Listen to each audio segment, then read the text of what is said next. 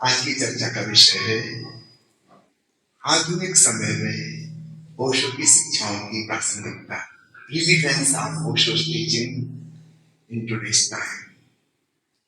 निश्चित रूप से पिछले 200-300 सालों में सारी दुनिया में बहुत कुछ बदल गया, लगभग सब कुछ बदल गया।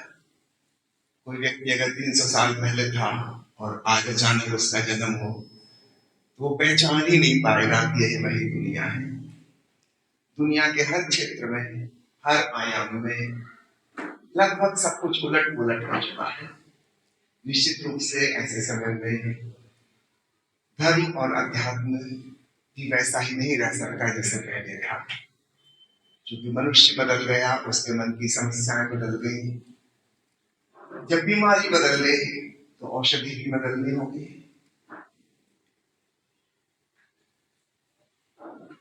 ओशो ने हमें जिस प्रकार का जीवन दर्शन दिया है वो आधुनिक मनुष्य की समस्याओं का समाधान है। पुराने समाधान हमारे काम के नहीं रहे, वो आउट ऑफ डेट हो गए। स्थिति एक हम छोटी सी उपमा से समझ सकते हैं। जैसे एक छोटा बच्चा है, वो जो कपड़े पहनता है, माना कि उसको बहुत प्यारे हैं, पसंद करता है, लेकिन जब बच्चा बड़ा हो गया वो कपड़े अब छोटे पड़ने लगे और अब उसके काम के नहीं रहे। और अगर हम जिद करेंगे कि यही कपड़े तुम पहनो, या उसका बहुत मोह और लगाव, आसक्ति हो जाए कि मुझे तो वो कपड़े बहुत पसंद है, मैं वही पहनूंगा, तो बड़ी मुश्किल खड़ी हो जाएगी। जो चीज आउट ऑफ डेट हो गई वो हो गई, अब उसको फिर से रीयूज नहीं कर सकते। वो किसी जमाने में बड़े काम की थी, उपयोगी थी, प्रिय थी, लेकिन अब समय बदल गया, परिस्थितियां बदल गई, मनस्थितियां बदल गई, वो चीजें आज काम की नहीं रही। तो निश्चित रूप से आधुनिक समय में ओशो ने जो हमें संदेश दिया आज हमारे काम का है। और जैसे जैसे समय बीतता जाएगा ओशो दिन प्रतिदिन ज्यादा रिलीवेंट, ज्यादा प्रासंगिक हो जाएंगे, क्योंकि उन्हें वर्तमान समस्याओं का ही नहीं, आने वाले समय की संभावित समस्याओं का समाधान भी प्रस्तुत किया है। उनकी दूरदृष्टि से वे देख सकते हैं कि आज से 50 साल बाद, 100 साल बाद क्या कठिनाइयां हो सकती हैं, उसका क्या सलूशन होगा। बड़ी ही दूरदृष्टि उनकी रही। तो यहाँ हम संक्षेप में कुछ बातों की चर्चा करेंगे। सबसे पहला बिंदु जो मैं कहना चाहूंगा वो है शक्ति और शांति का संतुलन। अतीत में मनुष्य जाति दो खंडों में विभाजित रही। कुछ लोग थे मटेरियलिस्ट और कुछ लोग थे स्पिरिचुअलिस्ट। करीब करीब पूरब और पश्चिम का विभाजन हम समझ लें। पूरब के लोग अध्यात्मवादी थे, शांति, आत्मा, परमात्मा, समाधि, ब्रह्मानंद, उस दिशा में उन्होंने बहुत प्रगति की। दूसरी तरफ पश्चिम का आधा मनुष्य वह विज्ञान के क्षेत्र में, तकनीकी के क्षेत्र में बहुत आगे बढ़ता गया। उन्होंने बाहर सुख सुविधा, बेहतर स्वास्थ्य, शरीर के लिए ज्यादा अच्छे इंतजाम, धन, वैभव, संपन्नता, अच्छे मकान, अच्छी रोड, अच्छे यातायात के साधन, वो बहुत कुछ विकसित किया। ये दो दिशाएं आधी आधी मनुष्य जाति ने पकड़ी। इसका परिणाम हम सब भली भांति जानते हैं। क्योंकि पूरब के लोग भीतर की शांति में ज्यादा उत्सुक रहे, वे बाहर से शक्तिहीन हो गए, कमजोर हो गए। और आश्चर्य नहीं कि इंग्लैंड, फ्रांस, स्पेन के लोगों ने करीब करीब सारी दुनिया पर अपना साम्राज्य जमा दिया, सबको गुलाम बना दिया। हम अशक्त, हम कमजोर, ऊपर ऊपर से हम दीनहीन। हाँ, भीतर कोई संपदा को हमने जाना, लेकिन बाहर से हम दीनहीन हो गए, दरिद्र हो गए। उम्र हमारी कम हो गई, शरीर हमारे कमजोर हो गए, रहने की ठीक व्यवस्था नहीं है, खाने पीने का ठीक इंतजाम नहीं है, विज्ञान तकनीक कुछ भी विकसित नहीं हो सका। पूरा बहुत पिछड़ गया बाहर के मामले में। भीतर के मामले में बड़े ऊंचे पोजीशन करके शिखर हमारी जितना नहीं छुए, लेकिन बाहर से हम दीनहीन हो गए, गुलाम हो गए, और बहुत दुखों से हमें गुजरना पड़ा। इसका ठीक उल्टा पश्चिम में देखने को मिलता है। बाहर से उन्होंने खूब सुविधा, संपन्नता, स्वास्थ्य का इंतजाम कर लिया, लेकिन भीतर से वे बड़े बेचैन और परेशान, असंतुष्ट, अतृप्त हैं। पहला विश्व युद्ध पश्चिम के मुल्कों की देन है, दूसरा विश्व युद्ध पश्चिमी मुल्कों की देन है, और तीसरा और आखिरी विश्व युद्ध अगर होगा तो उन्हीं की वजह से होगा। भीतर इतनी अशांति है, असंतोष है, क्रोध है, घृणा है, नफरत है। बाहर से सब कुछ बहुत अच्छा, मकान बहुत अच्छा है, लेकिन मकान में रहने वाला आदमी अच्छा नहीं है। और हमारी पूरब की स्थिति अच्छी, आदमी बहुत अच्छा है, पर रहने को लायक स्थिति, सुविधा नहीं है। ओशो ने हमें एक नई दृष्टि दी, इस विभाजन की कोई आवश्यकता नहीं है। हम भीतर से शांत और बाहर से शक्ति संपन्न हो सकते हैं। ये बिल्कुल नई बात थी, और इसलिए ओशो को बहुत विरोध सहना पड़ा। हर जगह गलतफहमी पैदा हुई, पूरब में भी और पश्चिम में भी। पूरब के लोगों को लगा कि ये तो हमारी संस्कृति के विपरीत कुछ कह रहे हैं। विपरीत नहीं कह रहे हैं, कुछ जोड़ने को कह रहे हैं। पूरब को जरूरत है विज्ञान सीखने की, तकनीक सीखने की। पश्चिम के लोगों को भी लगा कि ओशो उनकी संस्कृति के खिलाफ है। खिलाफ नहीं है, उसमें कुछ ऐड करना चाह रहे हैं, कुछ छीन नहीं रहे हैं। वे कह रहे हैं इसमें अध्यात्म जुड़ेगा, इसमें मेडिटेशन जुड़ेगा, इसमें डिवोशन आएगा, भक्ति का भाव आएगा।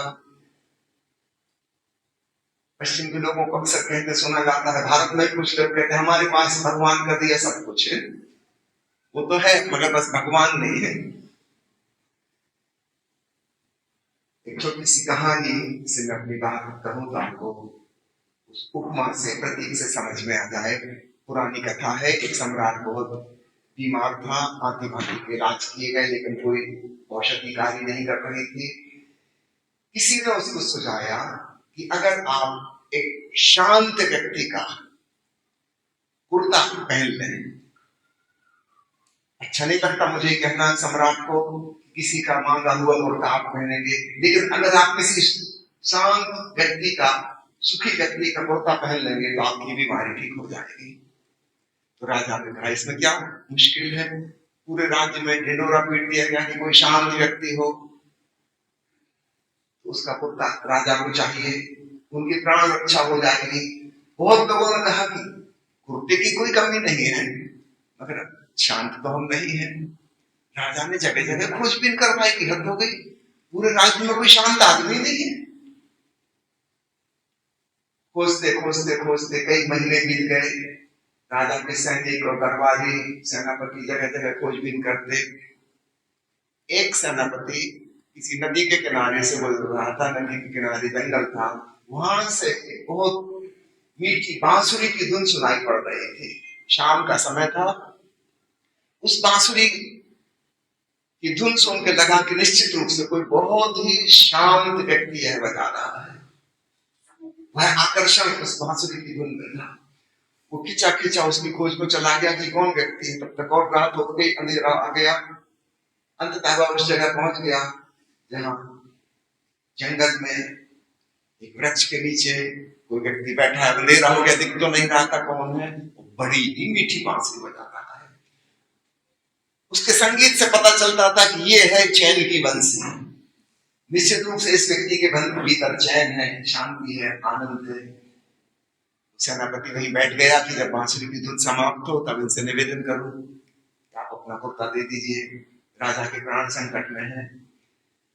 ऐसा ही किया उसने। जब धुन समाप्त हुई उसने प्रणाम किया और कहा कि मैं राजा के सेनापति हूँ और ऐसी ऐसी मुश्किल है, तो किसी ने बताया है किसी शांत सुखी व्यक्ति का कुर्ता अगर राजा पहन ले तो उनकी बीमारी दूर हो जाएगी।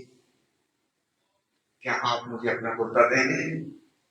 वो आदमी हंसने लगा। उसने कहा कि मैं शांत और सुखी तो जरूर हूं, लेकिन मेरे प्यारे बंधु तुम्हें अंधेरे में दिखाई नहीं दे रहा। मेरे पास कुर्ता या कोई कपड़े हैं ही नहीं, मैं तो दिगंबर नग्न फकीर हूं। ये कहानी लगभग पूरब की कहानी का सारांश है।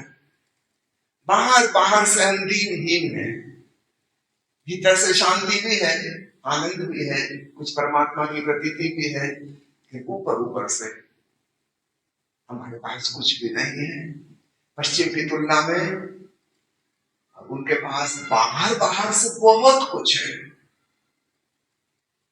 भीतर कोई चैन नहीं, कोई तृप्ति नहीं, कोई संतोष नहीं।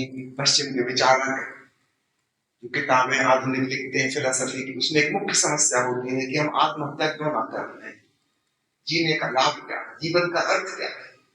बड़े प्रश्न उठते हैं, what is the meaning of life. कोई मीनिंग समझ में नहीं आता और जीवित रहना ऐसा लगता है बिल्कुल व्यर्थ की बात है। सुसाइड कर लेना ही एकमात्र समाधान है, जीवन में कोई अर्थ नहीं। तो पूरब के लोगों ने जीवन का अर्थ खोज लिया था, लेकिन बाहर से आर्थिक विकास नहीं हो पाया था। उनके पास बाहर से अर्थव्यवस्था खूब अच्छी है और भीतर का अर्थ खो गया।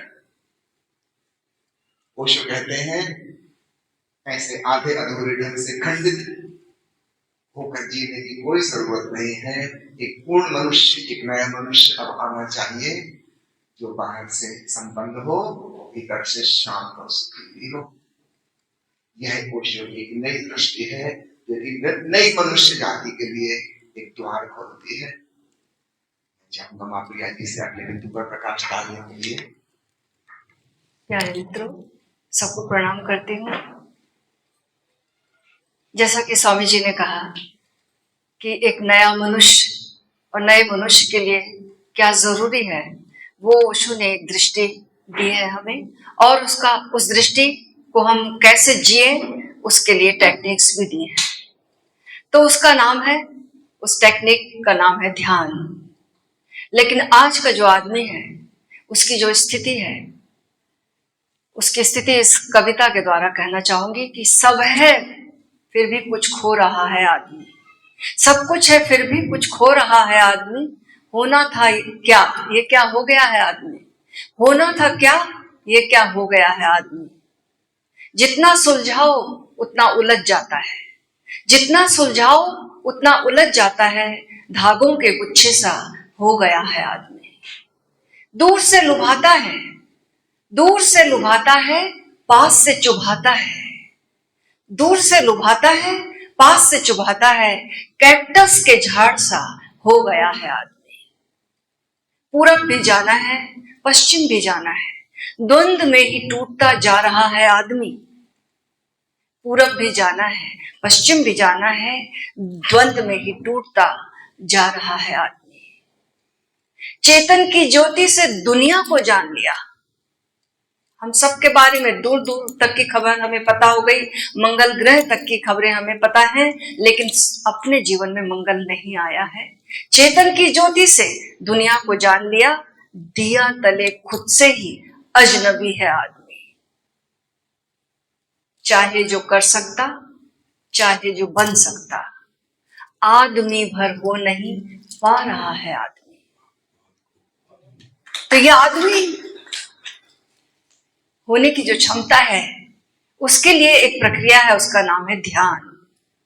कैसे हमारी जो दर्शन की क्षमता हम लेकर आए हैं, हमारी जो सुनने की क्षमता हम लेकर आए हैं, हमारी जो सारी इंद्रियों की क्षमताएं हैं, वो सब बाहर व्यस्त है। ओशो कहते हैं ध्यान जो है आंख मूंद लेने का नाम नहीं है, ध्यान आंख खोलने का नाम है, ध्यान जीने की कला का नाम है।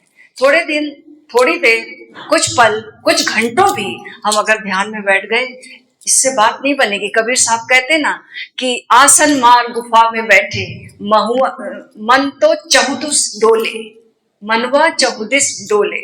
चारों दिशाओं में भाग रहा है मन और शरीर बैठा है, ये ध्यान नहीं है। ध्यान एक समझ है। ये जो देखने की क्षमता हमारी है, हम लगातार दूसरों को देख रहे हैं, दूसरों को जान रहे हैं। जिंदगी भर तो हुई गुफ्तगू गैरों से, मगर आज तक हमसे ना हमारी मुलाकात हुई। ये मुलाकात हमसे कैसे हुई? ये इस मुलाकात का नाम ही ध्यान है, इसकी प्रक्रिया का नाम ही ध्यान है। तो कैसे हम ये जो देखने की क्षमता स्वयं को देखने में लगाए, तो ये स्वयं क्या है, स्वयं तक कैसे लौटे, इसके स्टेप है। अभी हम स्वयं को केवल शरीर के रूप में जानते हैं, तो पहले शरीर के तल पर हम कुछ प्रक्रिया। ओशो ने आज के मनुष्य के लिए, ध्यान तो सदियों से चला आ रहा, महर्षि पतंजलि ने बताया ध्यान के स्टेप्स के कैसे कैसे ध्यान में आना है, भगवान बुद्ध ने बताया, सारे बुद्ध पुरुषों ने आज तक बताया, सबने ये दृष्टि दी। लेकिन आज का मनुष्य, आज जो तकनीकी की गिरफ्त में जो मनुष्य है, भागदौड़ के जीवन में जो मनुष्य है, जो स्ट्रेसफुल लाइफ में जीवन मनुष्य है, जो प्रेशराइज्ड है मन उसका, उस आदमी के लिए, उस विक्षिप्त मन के लिए ऑलमोस्ट कगार पर विक्षिप्तता के है वो डिप्रेशन में ऑलमोस्ट बहुत सारे लोग, बहुत प्रतिशत लोगों की यही दशा है। तो आज के मनुष्य के आज जो कॉम्प्लिकेटेड बन हो गया है, इस चंचल चित्त के लिए ध्यान में कुछ सुधार करना होगा, ध्यान की समझ पैदा करनी होगी। वो जो टेक्निक जो पहले के मनुष्य के लिए थी बहुत सिंपल सी थी और बहुत आसान थी, वो मनुष्य सीधे विपस्सना में बैठ सकता था, वो मनुष्य चुपचाप बैठकर अपनी सांसों को देख सकता था, वो मनुष्य चुपचाप भक्ति कर सकता था, समर्पण में जी सकता था, गुरु चरणों में अपने भीतर डूब सकता था। लेकिन आज का मनुष्य बैठने योग्य कैसे हो, पहले तो यही करना होगा। विपस्सना के लायक कैसे बने वो, कितने लोग हैं हमारे पास, हम जहां पर रहते वहां पर धम्म पठान है और वहां पर हम देख रहे थे कि वहां की दीवारें ऊंची कर रहे हैं, ऊंची तो काफी थी और ऊंची कर रहे, तो हम रोज घूमने जाते, वहां पूछा गया कि आप ये दीवारों को ऊंचा क्यों कर रहे हैं, जबकि वहां पर क्या प्रक्रिया है, 40 दिन के कैंप करने के लिए लोग, बड़े एडवांस्ड लोग आते हैं ध्यान करने के लिए। बोलते हैं कि लोग भाग जाते हैं बीच से बिना बताए, क्या होता होगा, बहुत ही ज्यादा पीड़ा होती होगी, बहुत ज्यादा कुछ ऐसी क्राइसिस होती होगी कि आदमी को भागना पड़ता होगा। तो इतनी ऊंची दीवारें की गई कि आदमी चढ़ ही ना सके जब तक कि बंदर ना, नहीं ये शरीर लेके नहीं चढ़ पाए। बंदर शरीर से तो नहीं है लेकिन मन तो अभी बंदर ही है। तो ओशो ने कहा कि कैसे हम विपस्सना तो ध्यान की पद्धति है, अब स्वयं के स्वरूप को जानने के लिए तो उसके पहले क्या करें कि हम बैठने योग्य हो जाए।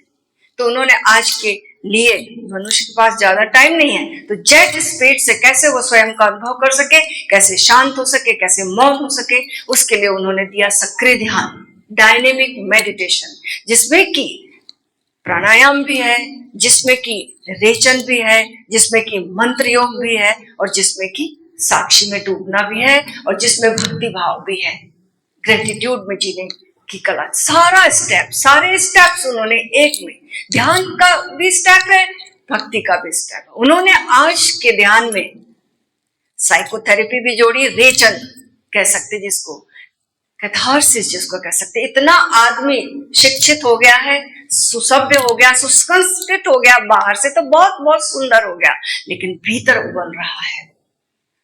जो कहना वो कह नहीं सकता, जहां हंसना वहां हंस नहीं सकता, रोना है वहां रो नहीं सकता, तो आदमी सप्रेस्ड है। वो रेचन पहले करे, इतने विचारों के झंझावात में उलझा हुआ है, वो रेचन पहले करे, उसके बाद ही बात बनेगी। तो रेचन के लायक भी नहीं है वो, इतना सहज भी नहीं है। तो पहले उन्होंने दिया कि फास्ट ब्रीदिंग, भस्त्रिका प्राणायाम करो, इससे कि इसमें कोई पैटर्न नहीं है, बड़ी अराजक सांस लेनी है, ताकि ये जो विचारों का जो पैटर्न है, जो हमारा एक पैटर्न बन गया है, वो टूटे, और उस टूटने के बाद हम आगे, ताकि हम रेचन कर सके जो दमन है भीतर। ऐसा कह लो कि एक चट्टान है और चट्टानों के थ्रू पानी कैसे बहेगा, पानी बहना तो चाहता है, ऐसे हमारे ध्यान की जो ऊर्जा वो कैसे बहेगी हम तक, जब तक कि ये चट्टाने हैं, विचारों की ग्रंथियां जो बन गई है। तो इसको पिघलाने के लिए रेचन जरूरी है।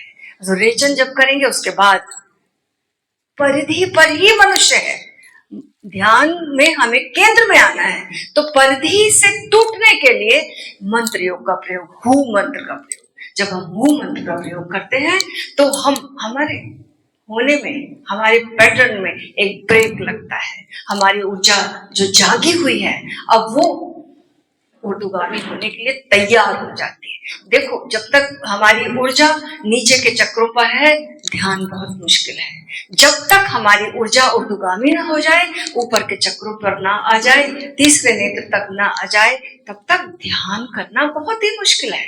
तो ये हु का प्रयोग जो है हमारी ऊर्जा को ऊर्ध्वगामी करता है। उसके बाद अब हम आराम से बैठकर स्वयं क्या है, हम क्या है, हमारा वास्तविक स्वरूप क्या है, ये शरीर ही हम नहीं है, इसके अलावा भी तो हमें कौन है जो ये शरीर को अनुभव कर रहा है? ये मन ही हम नहीं है, कौन है जो इस मन को अनुभव कर रहा? ये भावना ही हम नहीं है, कौन है ये जो फीलिंग को देखने वाला है? उस देखने वाले तक पहुंचना है। तो बैठकर उस स्वरूप तक पहुंचने की कला का नाम ही ध्यान है। ध्यान की सारी समझ ओशो ने दी। उन्होंने बहुत सारी टेक्निक्स दी है। उन्होंने कहा कि ध्यान की जो आत्मा है वो साक्षी है। तरह तरह की टेक्निक से हम कैसे साक्षी तक पहुंचे, और इस साक्षी में जब हम पहुंच जाते हैं तो हमें अपने स्वरूप का अनुभव होता है। उन्होंने नाद ब्रह्म ध्यान बनाया, उन्होंने कुंडलनी मेडिटेशन बनाया, कुंडलनी के बारे में समझ पैदा की। कुंडलनी केवल कुंडलनी ऊर्जा का जागरण नहीं है, कैसे कुंडलनी ऊर्जा का जागरण और उसके बाद एकाग्र नहीं करना, नहीं तो विक्षिप्त फिर हो जाओगे। उसके बाद उसको सब्लिमेट करना है, कैसे फैलाना है और कैसे फिर जीवन जीना है, ये ओशो ने विधियां दी। हम इन सब विधियों के बाद अब हम आसानी से बैठ सकते हैं। अब हम अपने आप में डूब सकते हैं। स्वयं में डूबने का नाम, स्वयं के दर्शन की क्षमता का नाम ध्यान है। जो क्षमता हमने बाहर लगा दी, लौटाओ उसको अपने भीतर आओ। बाहर कड़ी दोपहरी है, भीतर छाया गहरी है। जीवन पथ में इतने कंटक, जीवन पथ में इतने संकट, चुभे पांव में कितने कंटक, किंतु हृदय का कुसुम खिलाती अपनी याद सुनहरी है। बाहर कड़ी दोपहरी है, भीतर छाया गहरी है। इस गहराई में आने के लिए आप सबको ओशो आमंत्रित करते हैं। किया उन्होंने, जगह जगह अलग जगाया, घर नगरी नगरी, गांव गांव, हर जगह जहां संभव था वहां वो गए, अलग जगाया। और उसके बाद आज भी उनके लोग वही जा रहे हैं। उनके लोगों के माध्यम से हम भी आप तक इसीलिए आपको पुकारने आए हैं।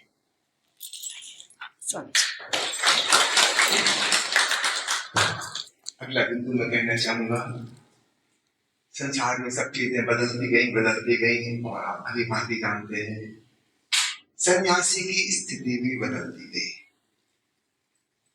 कुछ देश में जहां सर्वाधिक सन्यासी भिक्षु हुए हैं, ऐसा एक देश है थाईलैंड, जहां प्रचलन था कि हर परिवार से कम एक व्यक्ति तो भिक्षु होना ही चाहिए। इज्जत का सवाल था, अगर किसी परिवार में एक भी कोई भिक्षु नहीं हुआ, बड़ी बेइज्जती की बात हो गई हो।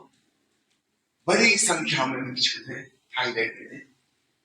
आर्थिक समस्याएं आ गई, इकोनॉमिकल प्रॉब्लम, इतने भिक्षुओं का लालन पालन कौन करेगा? इनके रहने का इंतजाम, इनके लिए कपड़े, इनके लिए भोजन, इनके लिए दवाइयां, चिकित्सा का इंतजाम समाज को ही करना होता है। वो प्रपोर्शन धीरे धीरे बिगड़ गया। एक जमाना था जब बड़े बड़े संयुक्त परिवार होते थे, एक व्यक्ति कमाता था 40-50 लोगों का ज्वाइंट फैमिली होती थी और मजे से सब चलता था। धीरे धीरे बात चेंज होती चली गई। आज की स्थिति हो गई है कि महानगरों में एक व्यक्ति कमाता है तो बस एक ही खा सकता है, तो पति पत्नी दोनों को ही काम करना पड़ेगा, तब बामुश्किल अपने बच्चे के लिए इंतजाम कर पाएंगे, वो भी बामुश्किल। वो दिन गए। पुराने जमाने में लाखों लाखों लोग देश में सन्यासी हुआ करते थे। अकेले बुद्ध महावीर के जीवन मूल्य खाता है 40,000 50,000 सन्यासी उनके साथ हो गए। लेकिन कहीं भी ऐसी कोई कहानी पढ़ने में नहीं आती पुराने शास्त्रों में कि किसी को इसमें कोई मुश्किल लगी। लोग स्वागत करते थे कि हमारे गांव में पधारे, हम सौभाग्यशाली कि हम उनके लिए भोजन का इंतजाम कर पाएंगे। आज ऐसी स्थिति नहीं है।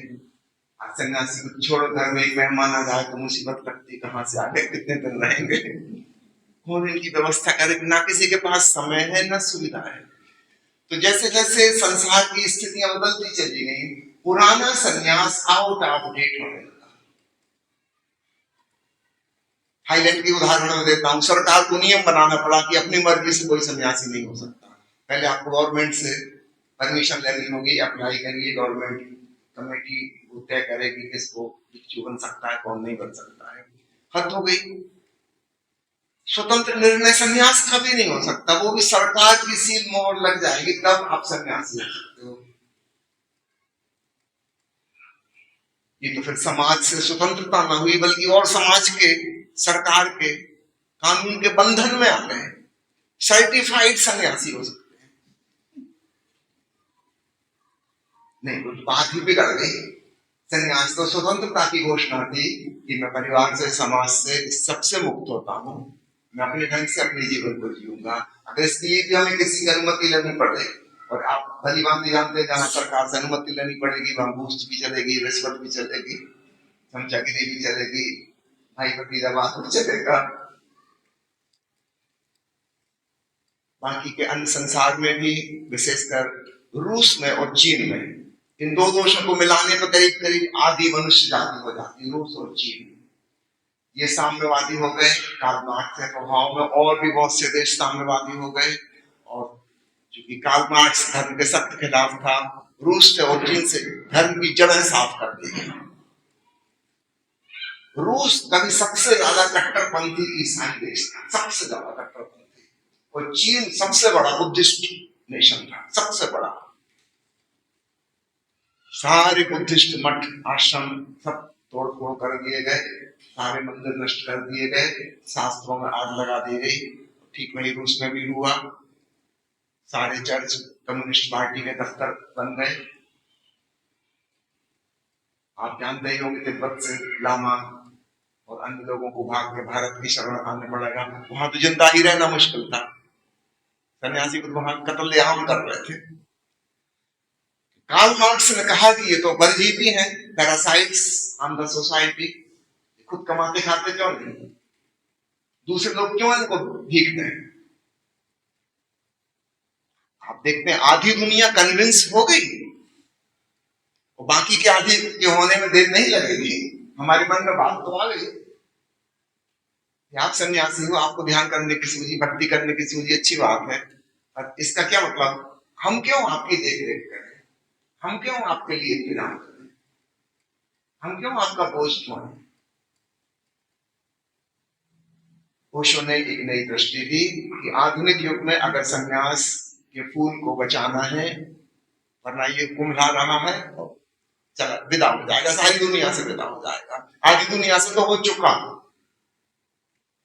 और जहां बचा है वहां भी अब भाई इज्जत की दृष्टि, आदर का नजरिया नहीं रहा। ओशो ने कहा सन्यास को एक नया रंग ढंग देना होगा, और वह उन्होंने दिया गृहस्थ और सन्यास्त का जोड़। तुम जहां हो, जो करते हो करते रहो, अपनी जिम्मेवारियां उत्तरदायित्व पूर्वक निभाते रहो, और साथ साथ आध्यात्मिक साधना करो। आध्यात्मिक साधना करने के लिए बिल्कुल जरूरी नहीं है कि आप अपनी दुकान, खेत खलिहान और फैक्ट्री और मकान छोड़कर चले जाएं। त्याग करने की कोई आवश्यकता नहीं है। पुराने जमाने में दो हिस्सों में बटा हुआ था समाज, त्यागी और भोगी। जो भोग में जी रहे थे, संसार में जी रहे थे, उनको पता था कि उनको परमात्मा, आत्मा, आनंद, शांति, मोक्ष, निर्वाण ये नहीं मिल सकते, वो तो भोगी हैं। और दूसरे जो त्यागी थे, तपस्विक है, जो मोक्ष की और निर्वाण की खोज में थे, उनको क्लियर था कि हमें संसार की सब चीजें छोड़नी होंगी। घर में रहते हुए परिवार का देखभाल करते हुए, दुकान चलाते हुए, अपना खेत खलिहान देखते हुए परमात्मा नहीं मिल सकता। ऐसी धारणा सदियों सदियों से चली आ रही थी। अगर ईश्वर को पाना है तो संसार छोड़ो, संसार में रहना तो फिर ईश्वर का ख्याल छोड़ दो, वो तुम्हें नहीं मिल सकता। ओशो ने इस सदियों पुरानी धारणा पर प्रहार किया। उन्होंने स्वयं अपने उदाहरण से बताया। उन्होंने कोई पलायन नहीं किया, संसार को छोड़कर नहीं भागे, उन्होंने कोई तपस्या नहीं की, उन्होंने कोई त्याग नहीं किया। समय की जैसी जरूरत थी, उत्तरदायित्व, वो जिम्मेवारी उन्होंने पूरी तरह निभाई, और परमात्मा को भी पाया। जब एक व्यक्ति पा सकता है तो हम तो नहीं पा सकते। तो ओशो ने एक नई बात शुरू की, जिसको उन्होंने नाम दिया नव संन्यास। 1970 में मनाली में शिविर ले रहे थे, भगवान कृष्ण के वचनों की व्याख्या कर रहे थे, और तब उन्होंने कहा कि भगवान कृष्ण ने गीता में जो कहा है कि कर्म का त्याग संन्यास नहीं है, कर्म के साथ जुड़ी हुई फलाकांक्षा का त्याग संन्यास है। बड़ी सूक्ष्म बात है। अर्जुन कह रहा था कर्म छोड़ के भाग जाऊं, क्या फायदा रणभूमि में मार काट करने से, खून खराबा करने से। वो तो सन्यासी बनने की कह रहा था। भगवान कृष्ण ने उसको समझाया कि अर्जुन, कर्म का त्याग सन्यास नहीं है। किस चीज का त्याग करना है? कर्म के साथ जुड़ी हुई जो फलासक्ति है, मेरी इच्छानुसार परिणाम आए, ये जो आग्रह है, इसको छोड़ो। कर्म अपना पूरा करो, फल की कोई आकांक्षा ना हो। ये तो भीतर की बात हो गई। ऊपर ऊपर से तो कर्म वैसा ही जारी रहेगा जैसा कि पहले था। जैसा फलासक्त व्यक्ति, महत्वाकांक्षी व्यक्ति कर्म करता है, कृष्ण कह रहे हैं ठीक वैसा ही कर्म कर, लेकिन भीतर से कोई महत्वाकांक्षा ना हो, कोई एम्बिशन ना हो। ये बड़ी सूक्ष्म और बारीक बात हो गई। भगवान कृष्ण का उपदेश हुए करीब करीब 4.5 शायद 5,000 साल हो गए, लेकिन उसका पालन किसी ने कभी नहीं किया। जब ओशो प्रवचन माला दे रहे थे कृष्ण मेरी दृष्टि में, तब उन्होंने कहा अब समय आया है। कृष्ण ने जिस संन्यास की बात की थी उसको प्रैक्टिकली व्यवहारिक रूप से लागू किया जाए। तब पहली बार उन्होंने अपने शिष्यों को दीक्षा दी। कुछ छोड़ना नहीं है, कहीं भागना नहीं है, यहीं रहना है पैर जमा के संसार में। एक नई चीज जोड़ देनी है, आध्यात्मिक साधना भी करनी है, और वो हो सकती है। इन दोनों बातों में कोई विरोध नहीं है। तो गृहस्थ और संन्यास्त के बीच में जो विरोध था, उसने उस विरोध को नष्ट किया, और आने वाले समय में केवल इसी प्रकार के सन्यासी बच सकते हैं। वो पुराने वाले सन्यासी, भिक्षाटन करने वाले, दूसरों पर निर्भर होने वाले, वे नहीं बच सकेंगे। उनको तो शोषक की दृष्टि से देखा जाने लगा, ये तो एक्सप्लॉइटर है, खुद अपना काम धाम क्यों नहीं करते, खुद अपना पैसा क्यों नहीं कमाते, दूसरों पर निर्भर क्यों है, वो नहीं चल सकेंगे। तो ओशो ने सन्यास की एक नई आधारशिला रखी। वह स्वतंत्र हो, वह आत्मनिर्भर हो, वह अपनी आजीविका उपार्जन स्वयं करे, अपने परिवार की देखभाल करे, और साथ साथ ध्यान की साधना करे, भक्ति भाव में डूबे। इन दोनों चीजों में कोई भी विरोध कहीं नहीं है। यह एक बहुत बड़ी क्रांतिकारी दृष्टि थी। निश्चित रूप से सब तरफ से इसका खूब विरोध हुआ। लोगों का ये कैसे सन्यासी, दुकान चला रहे हैं, ये देखो कैसे सन्यासी, सिनेमा गृह टिकट खरीदने की लाइन में लगे हैं अपने परिवार के साथ, ये कैसे सन्यासी। जगह जगह से बड़े कटाक्ष सुनने को मिले। पोषण का तुम घबराओ नहीं, जहां हो वहीं रहो, जो करते थे वही करते रहो। ऊपर ऊपर से ठीक वैसे ही कर्मठ जैसे संसार के लोग। बदलाहट भीतर करनी है, बाहर नहीं। यह दृष्टि आज के युग के लिए प्रासंगिक है, वह भी रिलीवेंट, और भविष्य में भी रिलीवेंट होगी। अगला बिंदु प्रिया जी से सुनते हैं। प्यारे मित्रों, अगली बात ओशो ने हमारे प्रेम के बारे में बताई। हमारी आत्मा प्रेम भी चाहती है और हमारी आत्मा स्वतंत्रता भी चाहती है। अगर मौका आए तो आदमी स्वतंत्रता को चुन लेता है और प्रेम विक्टिम हो जाता है। आज परिवार टूट रहे हैं, आज परिवारों में इतनी कलह है, लेकिन ऐसा क्यों है? ओशो कहते हैं कि अगर कोई मंदिर है और उसके मंदिर के खंभे जो कि छत को थामे हुए हैं, मंदिर का निर्माण किए हुए हैं, वो खंभे इतने करीब आ जाएं, पास पास आ जाएं, तो छत गिर जाएगी मंदिर की, बन नहीं सकती। और वो खंभे अगर इतनी दूर चले जाएं तो भी छत नहीं थाम सकते, मंदिर तब भी नहीं खड़ा रह सकता। तो इतनी दूरी भी ना हो, इतनी स्वतंत्रता भी ना हो कि परिवार ही टूट गया, और ऐसा भी ना हो कि इतने करीब आ गए प्रेम में कि मंदिर ही गिर जाए। अक्सर प्रेम का मंदिर गिर जाता है जब प्रेम, क्योंकि हमारा प्रेम जिस रूप में है, अभी उसे ध्यान की अग्नि से गुजरना होगा।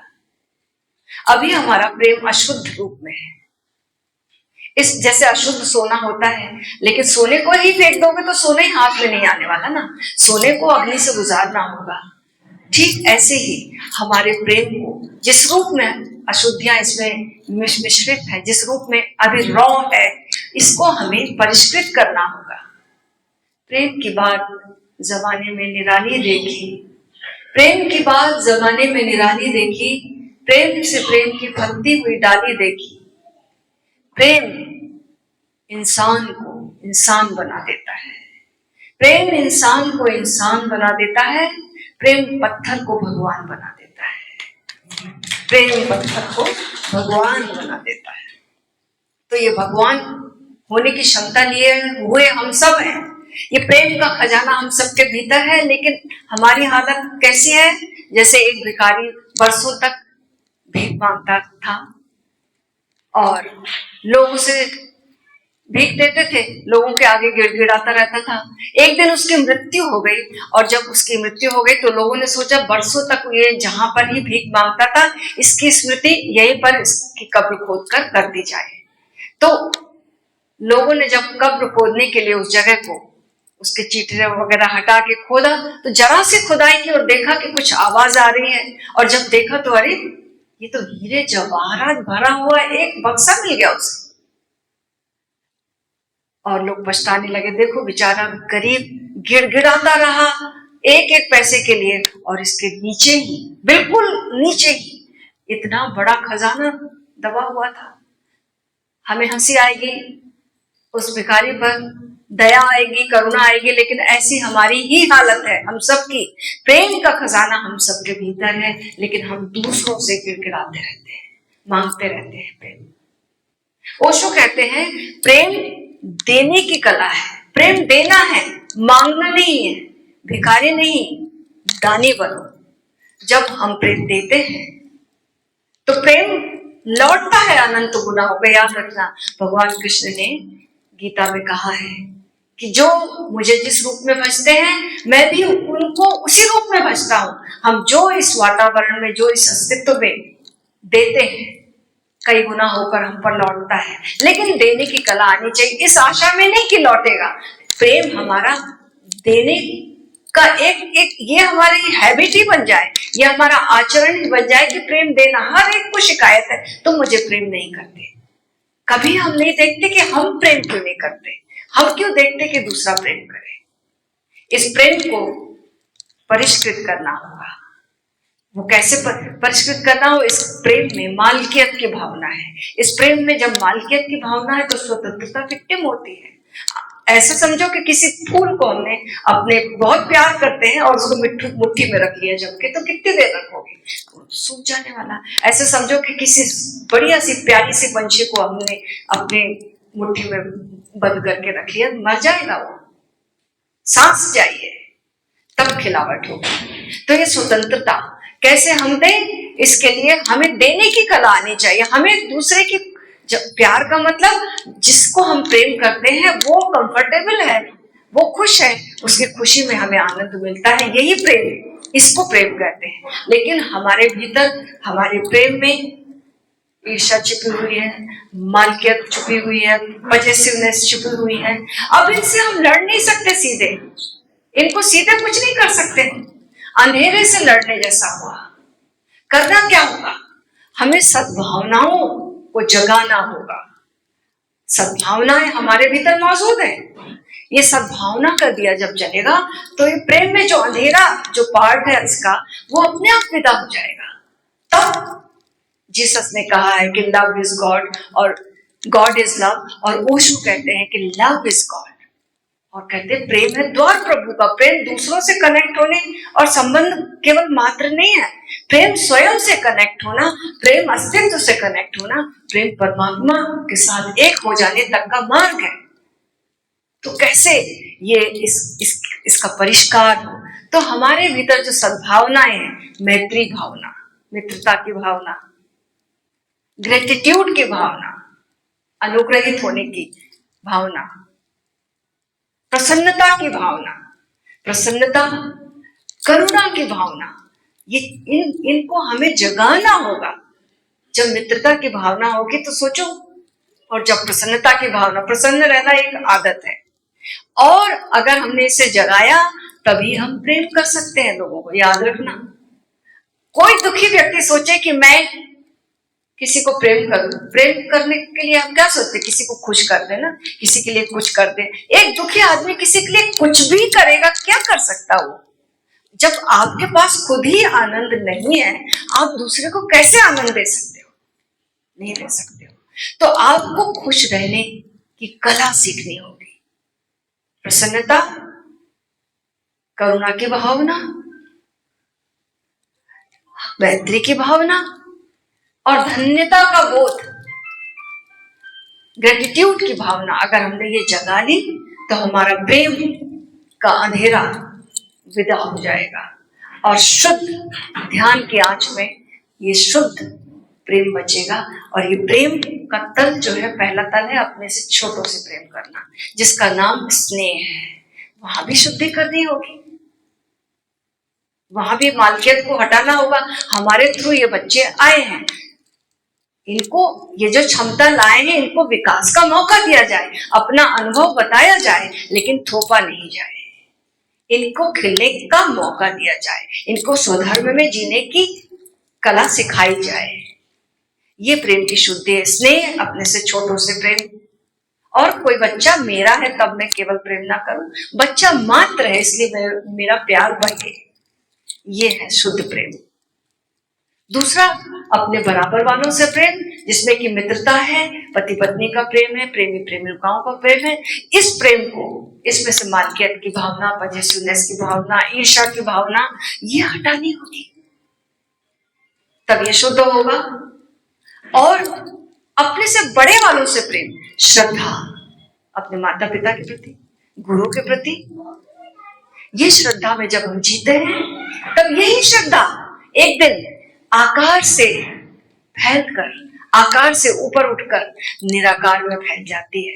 यही श्रद्धा, यही प्रेम जो गुरु से लगा था, गुरु के चरणों से लगा था, यही प्रेम फैलकर चांद तारों से लग जाता है, हवाओं से लग जाता है, आकाश से लग जाता, पंछियों से लग जाता, जो भी है, कण कण में, सब में, सबके प्रति प्रेम, क्योंकि सब कुछ चैतन्य लगने लगता है। देखो, हम जिसको प्रेम करते हैं वो चैतन्य ही को ही प्रेम करते हैं, वो चैतन्य ही होता है। हमारा प्रेम जब तक अशुद्ध होता है तो हम व्यक्ति को वस्तु बना लेते हैं, और जब ये प्रेम शुद्ध होता होता होता चला जाता है तो वस्तु रह ही नहीं जाती, सब कुछ व्यक्तित्व ले लेता है। ये पूरा अस्तित्व हमारे लिए एक व्यक्तित्व हो जाता है, और इससे ऐसा ऐसा लेन देन चलता है, और पता चलता है कि इंडिपेंडेंस बड़ी बात नहीं है, interdependence is higher than independence. ये ओशो ने हमें समझाया। और ऐसी स्थिति और ऐसी समझ जब पैदा होती है, तब हमारा प्रेम खिलता है, पनपता है, और जीवन में सत्यम शिवम सुंदरम की वर्षा करता है। अब मैं स्वामी जी से निवेदन करूंगी। अतीत में समझा जाता था, परमात्मा को, आनंद को पाने के लिए स्वयं को कष्ट देना होगा, तब करना होगा। ओशो ने इस धारणा को तोड़ा। एक छोटी सी कहानी आपसे कहूं, रविन्द्रनाथ टैगोर ने लिखी है। उस कहानी में वे कहते हैं कि जब भगवान बुद्ध 12 साल की तपस्या पूरी करके परमात्मा को जानकर गांव गांव अपना संदेश फैलाने लगे, तब वे उस राजधानी में भी आए जहाँ के वो कभी निवासी थे। राजधानी पे बहुत लोग मिलने आए, उनकी पत्नी भी आई, यशोधरा। और यशोधरा ने कहा कि मैंने सुना है आप हजारों लोगों के सवालों के जवाब देते हैं, तो क्या मेरे भी एक प्रश्न का उत्तर दे दीजिए। क्या आपने जंगल में जाकर ये पाया, क्या वो अपने घर में, महल में नहीं था? भगवान बुद्ध की आंखें झुकी रह जाती हैं और वे मौन रह जाते हैं, और रविन्द्रनाथ की कहानी यही खत्म हो जाती है। बुद्ध के निरुत्तर रह जाने में रविन्द्रनाथ ने कह दी अपनी बात, उत्तर दे ही दिया। परमात्मा कहाँ नहीं है? वो कहीं लोकलाइज थोड़ी है कि मंदिर और मस्जिद और चर्च और गुरुद्वारे के भीतर की पवित्र स्थान तीर्थ स्थान परमात्मा बाकी जगह नहीं है, कि जंगल में है, वन में है और शहर में नहीं है। ऐसा थोड़ी है। परमात्मा का अर्थ है जो सर्वत्र है, कण कण में भगवान। यशोधरा ने जो सवाल पूछा है रविन्द्रनाथ की कहानी में, अत्यंत महत्वपूर्ण, एक बहुत बड़ा प्रश्न चिन्ह खड़ा करता है अतीत के सारे त्यागी तपस्वियों के ऊपर। क्या आपने समाज, परिवार, शहर से दूर भागकर जो पाया, क्या वो यहां नहीं था? क्या कोई ऐसी जगह है जो परमात्मा से रिक्त है?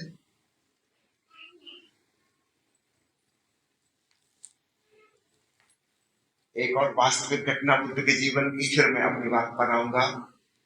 शायद बहुत मित्रों को नहीं पता होगी यह बात। सालों साल तपस्या करने के बाद बुद्ध का शरीर बिल्कुल जीर्ण शीर्ण हो गया, बहुत कमजोर हो गए। जिस गुरु ने जैसी विधि बताई उन्होंने निष्ठापूर्वक वैसा पूरा किया। किसी गुरु ने उनको बताया था कि 3 महीने तक केवल एक चावल का दाना प्रतिदिन भोजन में लो, इससे ईश्वर मिल जाएगा। बुद्ध ने वैसा किया। क्या क्या नहीं कर चुके थे। कहते हैं कि 99 गुरुओं के पास वे रहे। ये संख्या तो सिर्फ ये बताने के लिए कि बहुत बड़ी गिनती, 99 बात तो फिर रिपीटिशन है।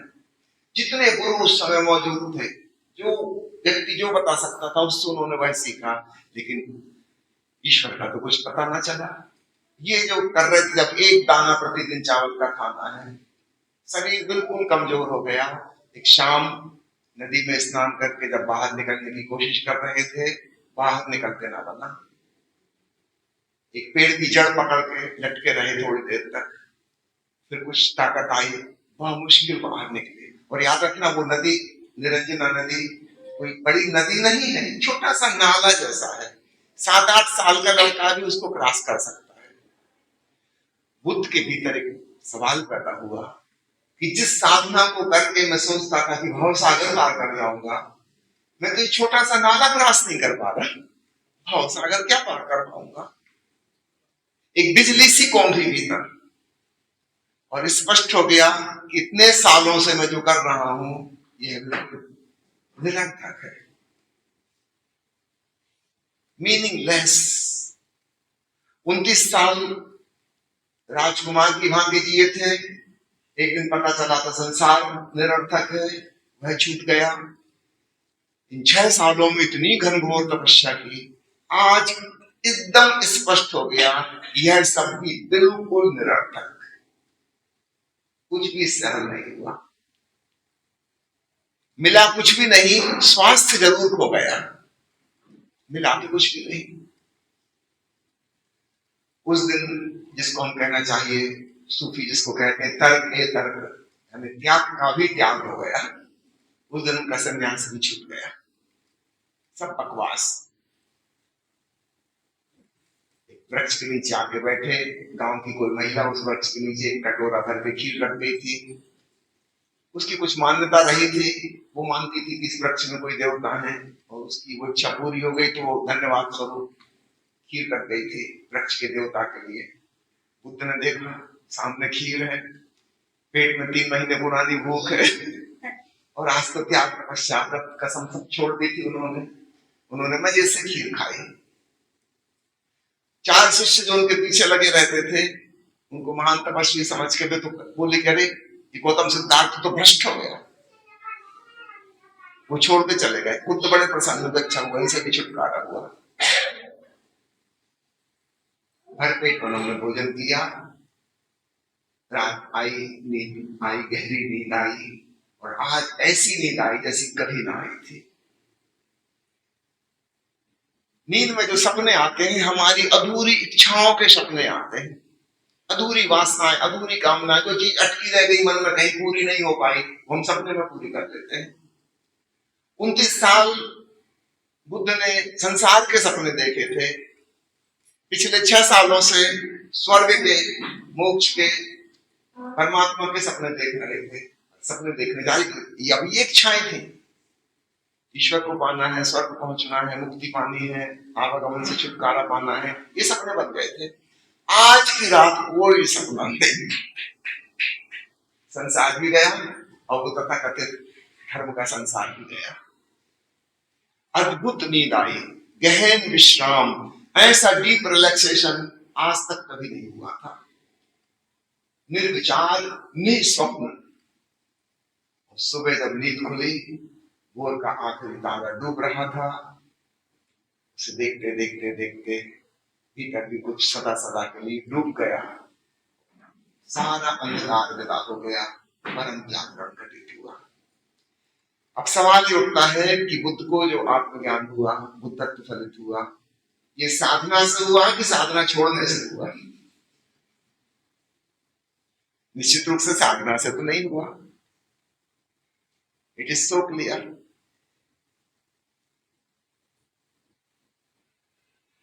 अब मैं एक दूसरा उदाहरण देता हूं वैज्ञानिकों का। वैज्ञानिक जब कोई अनुसंधान करते हैं, उनके मन में जो ख्याल होता है, एक हाइपोथेसिस होती है, उसको पूरा करने के लिए कई प्रयोग करते हैं। उसमें से 99% असफल होते हैं, 1% मुश्किल से सफल होता है।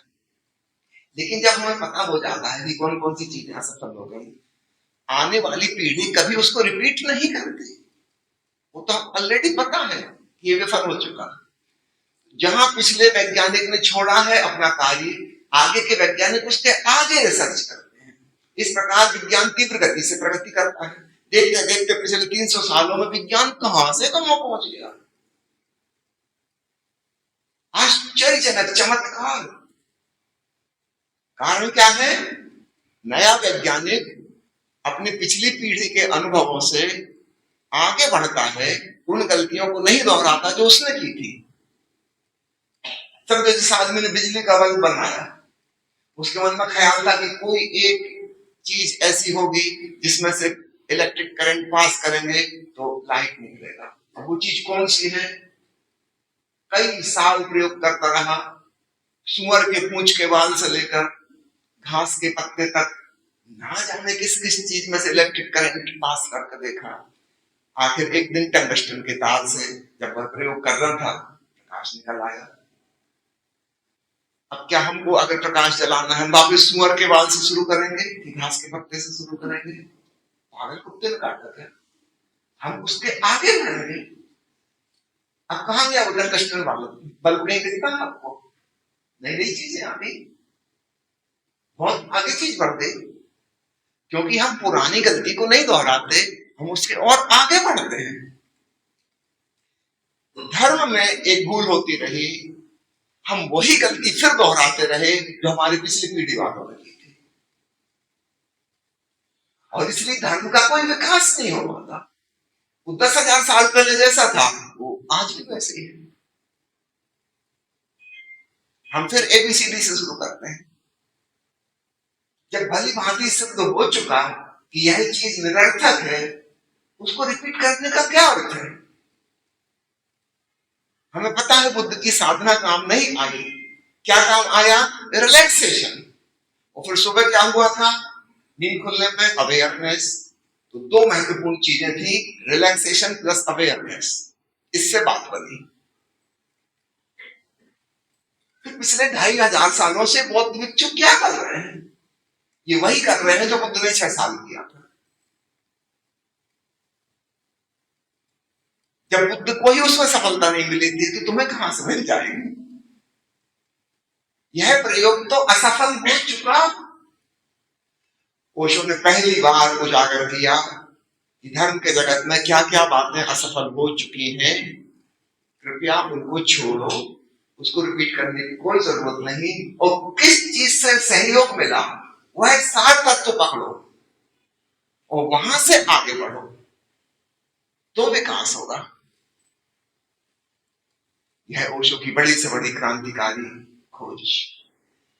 किसी चीज को गलत कहना, उसके लिए बड़ा साहस और हिम्मत चाहिए, क्योंकि जो अंधविश्वासी कट्टरपंथी लोग हमेशा आपके दुश्मन हो जाएंगे। लेकिन क्या कर सकते हैं? जो बात गलत थी तो गलत थी, जो बात व्यर्थ है तो व्यर्थ है। हमें वैज्ञानिक चिंतन मनन वाला होना होगा, धर्म के क्षेत्र में भी। हमारे पूर्ववर्ती लोगों ने जो भूल चूक की है हमको नहीं दोहरानी है। कहाँ सही बात हुई हम उसको पकड़े, हम वहां से आगे बढ़े, निश्चित रूप से हम एक कदम और आगे बढ़ पाएंगे। इस प्रकार अध्यात्म का भी विकास विज्ञान की भांति हो सकेगा। कबीर साहब से पूछो, संत अन्य संतों से पूछो, गुरु नानक देव जी से पूछो, संत दादू दयाल से पूछो, मीराबाई से पूछो, इन्होंने कैसे परमात्मा को पाया। बताइए, संत कबीर साहब ने कौन सा त्याग किया था, कौन सी तपस्या की थी। घर परिवार था, शादी ब्याह की थी, बाल बच्चे थे, दिन भर अपना काम करते थे जो लाहे का, शाम को बाजार जाते थे बेचने के लिए, पैसा कमाने के लिए। न मंदिर गए न मस्जिद गए, क्योंकि ये पता नहीं था कि हिंदू है कि मुसलमान, कोई उन्हें घुसने भी नहीं देगा। बड़ी देर बाकी लोगों ने घुसने नहीं दिया, न मंदिर वालों ने घुसने दिया न मस्जिद वालों ने घुसने दिया, इसलिए उनको परमात्मा बन गया। मसीह कागज छुओ नहीं, कलम लियो नहीं हाथ, पढ़ना लिखना आते नहीं था तो शास्त्रों और ग्रंथों में नहीं पहुंचे। अधिकांश आध्यात्मिक जिज्ञासु लोग शास्त्रों और ग्रंथों में उलझ जाते हैं और आज तक उनके अध्ययन से किसी को कुछ नहीं मिला। खूब अध्ययन करोगे तो ये हो सकता है सिर दर्द होने लगे और कुछ नहीं होने वाला। मंदिर मस्जिद जाने वालों को, चर्च और गुरुद्वारे जाने वालों को किसी को परमात्मा नहीं मिला। हम ये तथ्य देखते क्यों नहीं?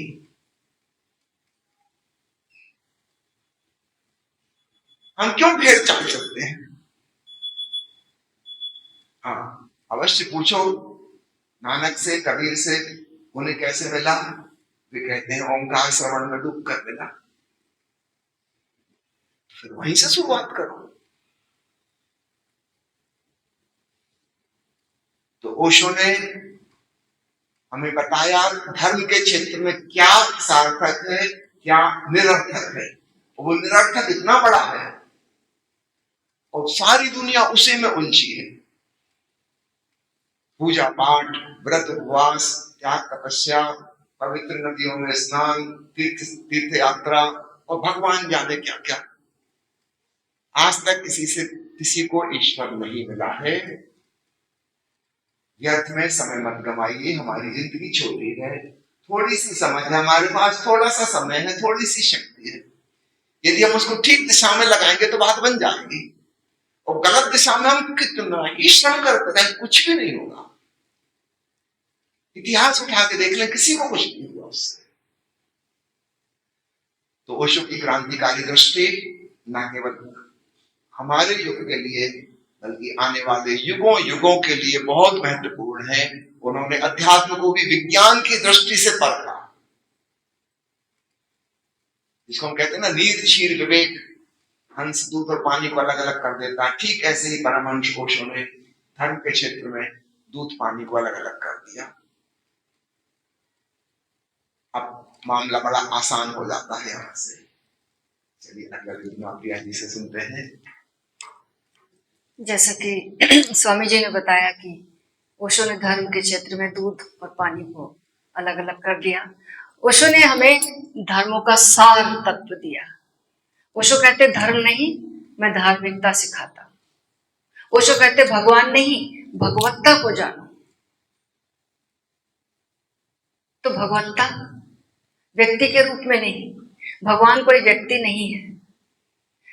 धर्म का जो सार तत्व है वो धार्मिकता है, और जो धर्म जो है वो बाहर की यात्रा नहीं है, वो व्यक्तिगत यात्रा है। एक व्यक्ति की अपने आत्मा तक की यात्रा है। वो संप्रदाय से धर्म का कोई लेना देना नहीं है। हमने धर्म को संस्थागत रूप में देखा, और जब संप्रदाय और संस्थागत रूप के रूप, संगठन के रूप में जब हम धर्म को देखते हैं तो उन संगठनों से आज तक क्या मिला है? खून खराबा, हिंसा, नफरत, द्वेष, मारा काटी, यही तो हुई है।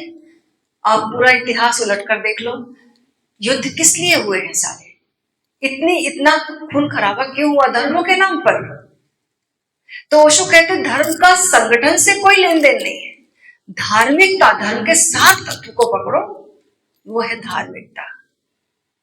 कितने सारे धर्मों में सब बातों में मतभेद हो सकते हैं, लेकिन एक बात कौन सी है जिसमें मतभेद नहीं है, वो है एक ध्वनि, जिसको कि संत अनाहत नाद कहते हैं, ओंकार कहते हैं। कोई एक ओंकार सतनाम कहता है, कोई उसको आमीन कहता है, कोई इसको लोगोस कहता है। अलग अलग नाम से उस एक को कहा गया है। तो उस एक को जानना है। उस एक को जानने के लिए वो जो धर्म का सार तत्व है उसको पकड़ना होगा।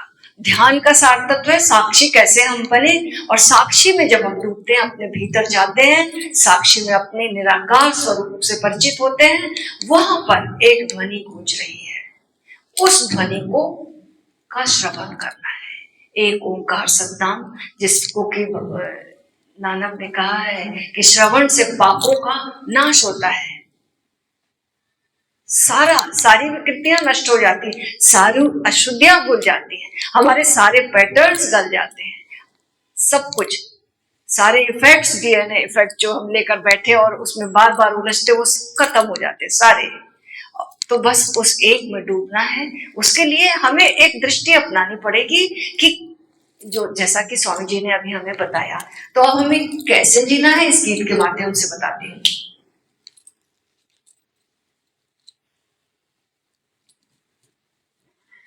घर को मंदिर बना लीजिए, मन के बादल दिल का दीपक जला लीजिए। आप भी गाइए। घर को मंदिर बना लीजिए, दिल का दीपक जला लीजिए। 2 घड़ी ध्यान में बैठ कर, 2 घड़ी ध्यान में बैठ कर, 2 घड़ी ध्यान में बैठ कर, मन के बादल हटा लीजिए, मन के बादल हटा लीजिए।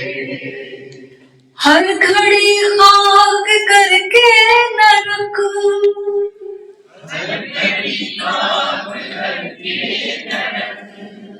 हर घड़ी खाक करके नरक,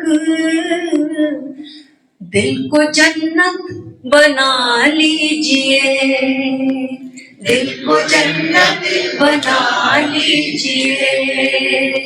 घर को मंदिर बना लीजिए। जो भी दुश्मन लगे प्रेम से, जो भी दुश्मन लगे प्रेम से, जो भी दुश्मन लगे प्रेम से, दोस्त उसको बना लीजिए, दोस्त उसको बना लीजिए। दिल का दीपक जला लीजिए। कर्म को पूजा कर्म स्थली को, कर्म को पूजा कर्म स्थली को, कर्म को पूजा कर्म स्थली को, तीर्थ स्थल बना लीजिए, तीर्थ स्थल बना लीजिए। घर को मंदिर बना लीजिए। जो भी चेहरा वो रब का है चेहरा, जो भी चेहरा है रब का है चेहरा, जो भी चेहरा है रब का है चेहरा।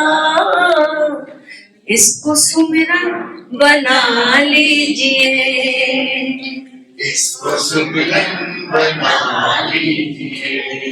घर को मंदिर बना लीजिए। जी के मस्ती में आनंद में, जी के मस्ती में आनंद में, जी के मस्ती आनंद में, शुक्र रब का मना लीजिए, शुक्र रब का मना लीजिए। मन के बादल हटा लीजिए,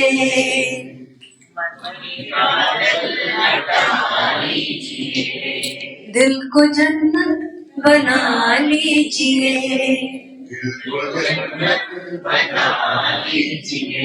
शुक्र रब का मना लीजिए।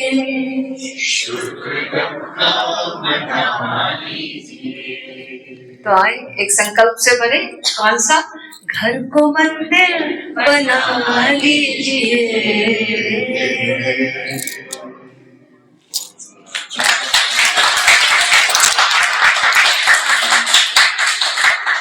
सारे मित्रों, तुम्हें अपनी तरफ से जो बात कहनी थी संक्षेप में हमने कही। ओशो के विराट साहित्य सागर में से हम चुन चुन के कुछ मोती लाते हैं। याद रखिए कि बहुत छोटा सा अंश है ये। अब यदि आपके मन में कोई सवाल है तो पूछ सकते हैं। 15 मिनट हम उसके लिए देंगे। पूनम जी, 15 मिनट का समय है। कोई भी प्रश्न आपके भीतर हो, स्वागत है। आप लिख के भी दे सकते हैं या फिर अगर पूछना चाहें तो बात कर भी। माइक ले लीजिए, सब लोग सुन लेंगे।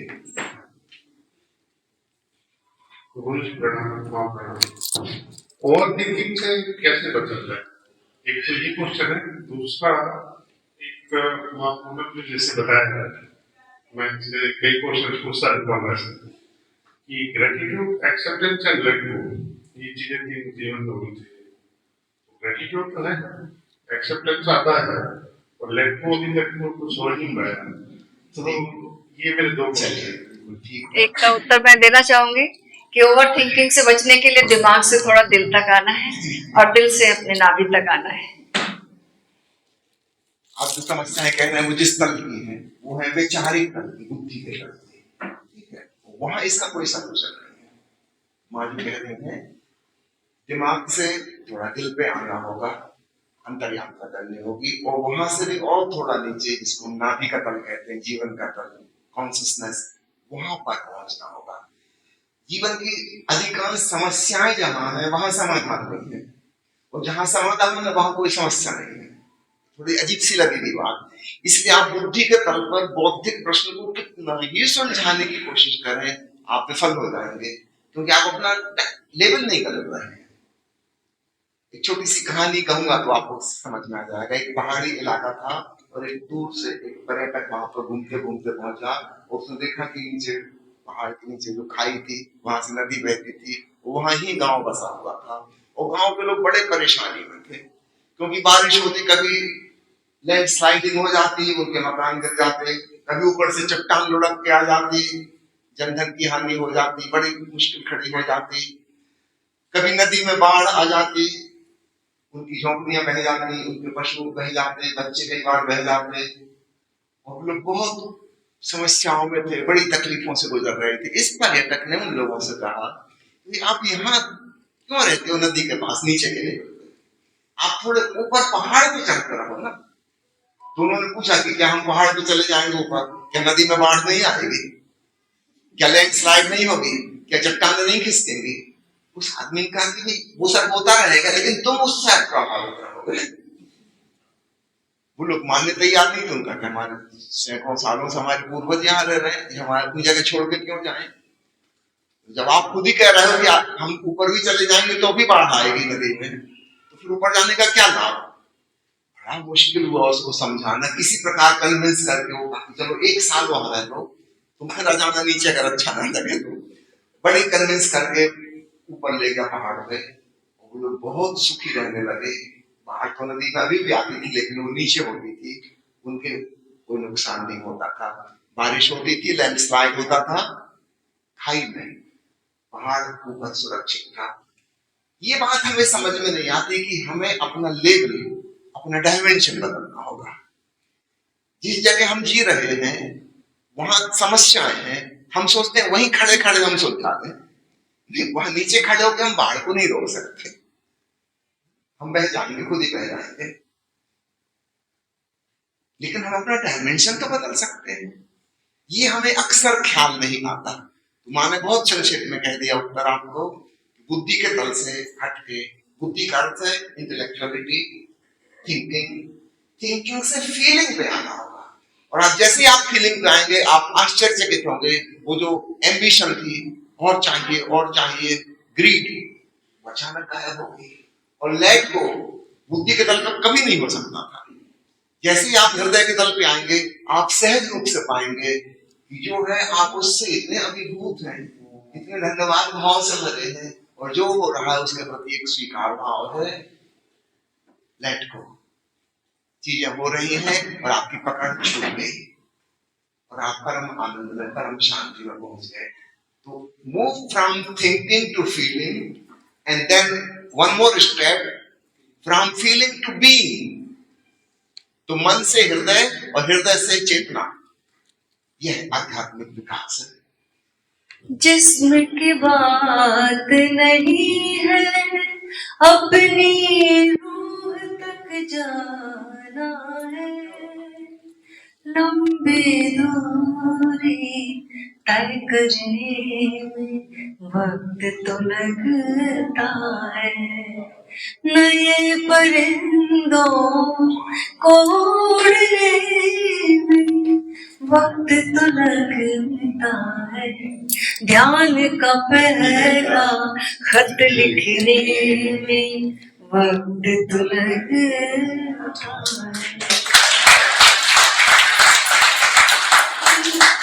हमारे परिवार में, समाज में, विशेषकर हमारी शिक्षा प्रणाली में 25-30 साल तक हमको ट्रेनिंग दी, थिंकिंग से बुद्धि, ओनली इंटेलेक्चुअलिटी सिखाई। हम भूल ही गए कि हमारे भीतर एक हृदय भी है और हमारे भीतर एक आत्मा भी है। कहीं कोई ट्रेनिंग ही नहीं। हमारी खोपड़ी तो बहुत विकसित हो गई और हमारे हृदय बिल्कुल सूख गया, और आत्मा को तो हमें पता ही नहीं कि वो भी है। हृदय का तो कभी कभार थोड़ा बहुत पता लग जाता है, मन से निर्वाहित प्रेम के किसी क्षण में। प्रेम के भी क्षण ही होते हैं, प्रेम के घंटे नहीं होते, प्रेम के दिन नहीं होते, प्रेम के सप्ताह नहीं होते। हमारा सिर सब चीजों पे टेक ओवर कर लिया है। इस संयोग को हमें थोड़ा चेंज करना होगा। हमारे भीतर हृदय भी है, उसको विकसित करना होगा, वहां जीवन ऊर्जा भेजनी होगी, और हमारे भीतर चेतना भी है।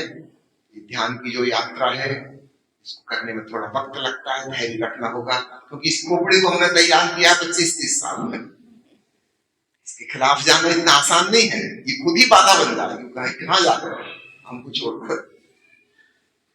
लेकिन एक बार हमें समझ में आ जाए कि यहाँ पर केवल समस्याएं ही समस्याएं हैं, समाधान नहीं है। यहाँ केवल और चाहिए कि पागल दौड़ है। यहाँ संतोष हो ही नहीं सकता। मजे की बात है कि हृदय के तल पे संतोष है, बुद्धि के तल पे केवल ग्रीड, मैड ग्रीड, पागल, और चाहिए, बिल्कुल असंतोष, अतृप्ति। और हृदय के तल पे संतोष है। हमको लेवल चेंज करना होगा, अपना डायमेंशन चेंज करना होगा। चलिए एक और सवाल ले सकते हैं।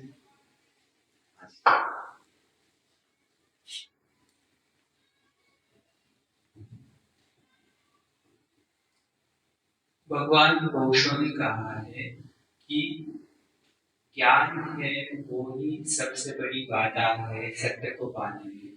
तो उन्होंने बहुत अच्छे से बताया कि पंडित जी हैं जो ज्ञान को प्राप्त नहीं कर सकते, ज्ञान उनके पास बहुत ज्यादा होता है लेकिन वो सत्य को पा नहीं सकते। मेरा क्वेश्चन ये था कि ज्ञान कैसे बाधा बनता है सत्य को पाने में। पहले प्रश्न से संबंधित ही इनका भी सवाल है, अब समझ लें। हम जिसको ज्ञान कहते हैं, अर्थात इंफॉर्मेटिव नॉलेज, सूचना, जानकारी, हमने कहीं से पढ़ा, कहीं से सुना, कहीं से इकट्ठा कर लिया, ये सब हमारी बुद्धि के तल पर है। हम जिन्हें कहते हैं बड़े पंडित हैं, बहुत बड़े स्कॉलर हैं, इन्होंने पीएचडी की है इस विषय में, उस विषय की बहुत नॉलेज है उनको। ये नॉलेज कहाँ है? ब्रेन में। और सत्य का अनुभव होता है आत्मा में, प्रेम का अनुभव होता है हृदय में। तो जिस चीज का अनुभव जहां से होता है वो वहीं से होता है। हम अपनी इंद्रियों के बारे में तो गलती नहीं करते कि हम कान से देखने की कोशिश कर रहे हैं, कभी नहीं करते। हम जानते हैं कि आंख से देखा जाता है, आंख से देखेंगे। आंख से हम सुनने की कोशिश नहीं करते। आप कभी नाक के द्वारा स्वाद लेने की कोशिश करते हैं? लोग कहेंगे पागल हो गए क्या? मुंह में भोजन डालो, नाक में नहीं। स्वाद की इंद्रिय जीभ है, तो जीभ को स्वाद का पता चलेगा, अन्य जगह से पता नहीं चल सकता स्वाद का। ठीक ऐसे ही जीवन का जो परम सत्य है वह चेतना को पता चलता है, कॉन्शियसनेस को। वह कोई विचार नहीं है, कोई सूचना नहीं है, कोई जानकारी नहीं है। चलो परम सत्य की बात अभी हम थोड़ी देर के लिए छोड़ भी दें, एक दूसरे लेवल की बात जिसको हमको थोड़ा बहुत पता है उससे समझ में आ जाएगा, वो है हमारे हृदय का पल। जब किसी को किसी से प्रेम हो जाता है उसको सीने से लगा देता है, खोपड़ी से खोपड़ी क्यों नहीं टकराता? पता है यहां से संबंध नहीं है, ये कुछ गहरी बात है। सारी दुनिया में ऐसा नहीं कि किसी एक जगह के संस्कार है कि एटिकेट और मैनर्स ऐसे हैं, नहीं, सारी दुनिया में जहां कोई शिक्षा भी नहीं है, संस्कृति भी नहीं, किसी ने सिखाया नहीं है, जब प्रेम होगा हम हृदय से हृदय को लगाना चाहेंगे।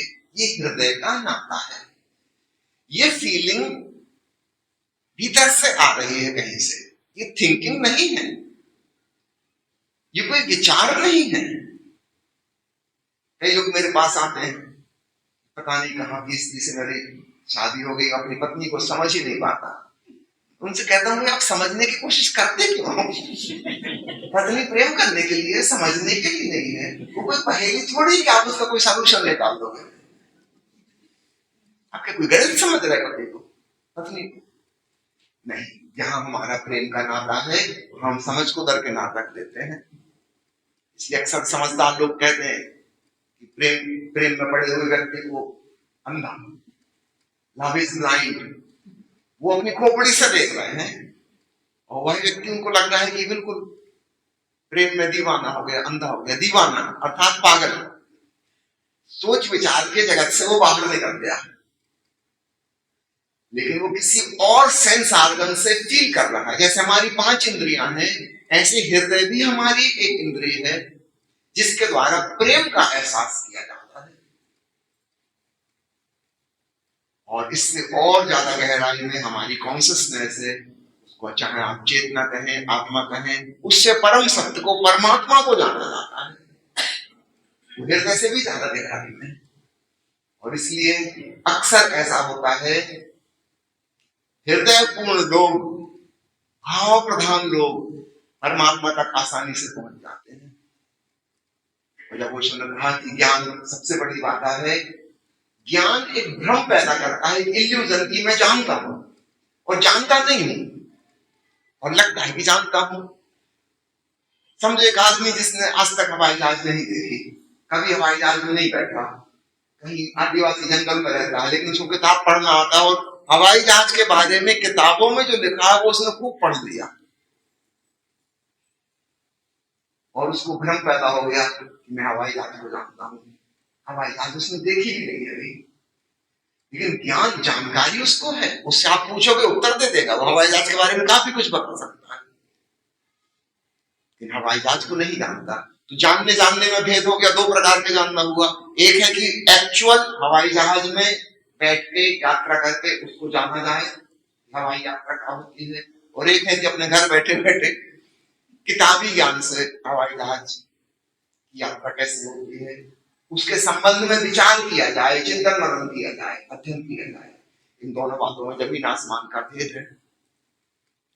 तो जब ओशो कहते हैं ज्ञान बाधा है, तो वे बौद्धिक ज्ञान भी कह रहे हैं वह बाधा है, क्योंकि बौद्धिक ज्ञान हमें भ्रांति में डाल देता है कि हम तो जानते हैं।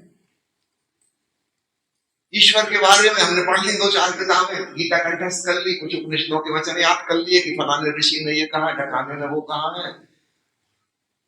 किसी को भी भाषण दे सकते हैं, पर याद रखिएगा ईश्वर को आपने नहीं जाना।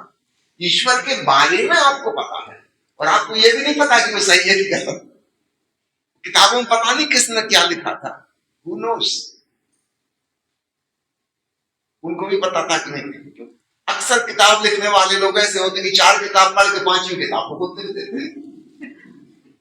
आजकल तो इंटरनेट के जमाने में काफी पेस्ट यहाँ से वहां से जोड़, एक नई किताब बन गई, देर कितनी लगती है। अभी तो AI का जमाना आ गया, कोई किताब लिखने की जरूरत नहीं है, आप उसको दे दो निर्देश कि इस विषय पर इतने पेज का एक चैप्टर लिखो, आपसे 1 सेकंड भी नहीं लगेगा उतने चैप्टर का जाएगा। आप उसको कोई चेंज कराना है फिर से कह दो कि नहीं इसको ऐसा ऐसा कर दो, वैसा हो जाएगा। कंटेंट राइटर्स के दिन गए, जो काम साल भर में होता था एक किताब लिखने का, वो 1 मिनट में हो जाता है। 1 मिनट में पूरी फिल्म की स्क्रिप्ट, डायलॉग, सीन कैसा होगा विस्तार में जो स्क्रिप्ट राइटर लिख देते वो एआई करने लगी। एआई को याद रखिएगा ना तो कभी प्रेम होगा उसके पास हृदय नहीं है। हाँ, इंटेलिजेंस हमारी इंटेलिजेंस से सैकड़ों हजारों गुना ज्यादा है, हजारों गुना ज्यादा एआई के पास। मनुष्य तो बहुत पिछड़ गया।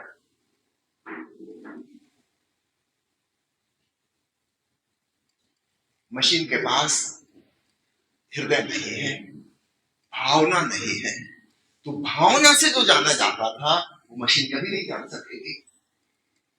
जैसे मैंने कहा ना, कान के द्वारा हम देख नहीं सकते और नाक के द्वारा स्वाद नहीं ले सकते, ये ठीक वैसी गणित जैसी सीधी सिंपल सी बात है कि हृदय के द्वारा हम भाव जगत को महसूस करते हैं, फील करते हैं। It is a feeling not thinking. आप अपने प्रिय मित्र का हाथ पकड़ के बैठते हैं, ये फीलिंग हो रही हथेली से कुछ, आप थिंकिंग नहीं कर रहे, ये कुछ अलग बात है। इससे और गहरी बात है, जहां परम सत्य की अर्थात परमात्मा की बात आती है, वह हृदय से भी नहीं और एक कदम नीचे गहरे जाना पड़ता है, आत्मा से जाना जाता है। तो बुद्धि तो सबसे दूर है, उसके बाद हृदय है, उसके बाद आत्मा है। लेकिन धन्य भागी हैं वे लोग जो कभी कभार थोड़ा बहुत ही सही भाव जगत में जीते हैं। कुछ हैं कवि हृदय के लोग, सेंटिमेंटल, इमोशनल। महिलाओं की गिनती ज्यादा है पुरुषों की बजाय। पुरुष बिल्कुल खोपड़ी खोपड़ी हो गया है। महिलाएं आज भी भाव जगत में जीती हैं। उन्हें अपने बच्चों से, परिवार से प्रेम है, लगाव है। ये कोई थिंकिंग के कारण नहीं है, इसमें कोई कॉज एंड इफेक्ट रूल लागू नहीं होता, इसका कोई एनालिसिस नहीं कर सकते, कोई वैचारिक बौद्धिक इसका उत्तर नहीं है। बस लगाव है यानी है, ये किसी दूसरे तल से है।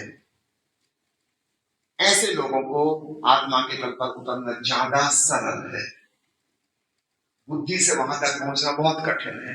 और इसलिए संसार में चूंकि बुद्धि को सफलता मिलती है, चाहे वो अर्थोपार्जन हो, चाहे वो राजनीति हो, चाहे वो विज्ञान के आविष्कार हो, वहां बुद्धि की चलती है। और इसलिए जिन लोगों को संसार में खूब सफलता मिल जाती है, अक्सर ये लोग अध्यात्म में असफल हो जाते हैं। दिमाग तेज होगा, दूसरों का धोखा दे सकते हैं, बेईमानी कर सकते हैं, चालबाजी कर सकते हैं, झूठे आश्वासन दे सकते हैं, दूसरों को कैसे एक्सप्लॉइट करना, बुद्धि उसमें कुशल है। बुद्धि का वही काम है। प्रकृति के साथ कैसे छेड़खानी करनी वैज्ञानिक करते रहते हैं, सारे संसार को बर्बाद करके रख देंगे, तीसरे विश्व युद्ध की तरफ ले जा रहे हैं, क्योंकि फीलिंग तो कुछ है ही नहीं। जिस आदमी ने 1945 में हिरोशिमा और नागासाकी पे बम डाल के आया था, सुबह उसने इंटरव्यू लिया पत्रकारों ने, उससे पूछा आपको कैसा लगा? खूब अच्छा लगा, मैंने अपनी ड्यूटी पूरी की, लगाया, बच्चों के साथ थोड़ी देर खेला, खाना खाया, पत्नी से प्रेम किया, सो गया। रोड पे कॉफी पी रहा हूं। फीलिंग नाम की कोई चीज ही नहीं है। उन 2 शहरों के 2 लाख आदमी 1 सेकंड में राख हो गए। जरा सोचिए इस आदमी को,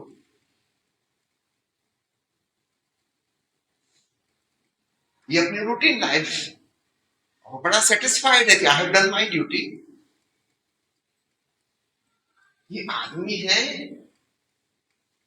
कि रोबोट है, मशीन? इसलिए मैं कहता हूं संसार में जो लोग भांति भांति से सफल हो गए हैं उनके लिए अध्यात्म के क्षेत्र में सफलता बहुत मुश्किल होती है, क्योंकि बिल्कुल बुद्धि में अटके हैं। हर चीज को सोच विचार गुणा भाग हिसाब किताब लेन देन कमाल समझते हैं, ऊपर हम सब तक नहीं जा पाएंगे। इसलिए सदगुरु ओशो ने जो कहा है बिल्कुल ठीक कहा है, जो लोग बुद्धि में अटक गए हैं तथा कथित ज्ञान में, वे अपने भीतर के परम सत्य को नहीं जान पाएंगे। बड़ी से बड़ी बाधा है, भाव उतनी बड़ी बाधा नहीं है, भाव में हम काफी गहराई तक ऑलरेडी पहुंच गए, अब थोड़ी सी बात और है। चलिए आज की चर्चा को यहीं समाप्त करें। कीर्तन ही करते ताकि सब लोग इन्वॉल्व होंगे और दोनों हाथ से तालियां भी बजाएंगे। तालियां जब बजाते हैं तो हम दिमाग से दिल में आते हैं।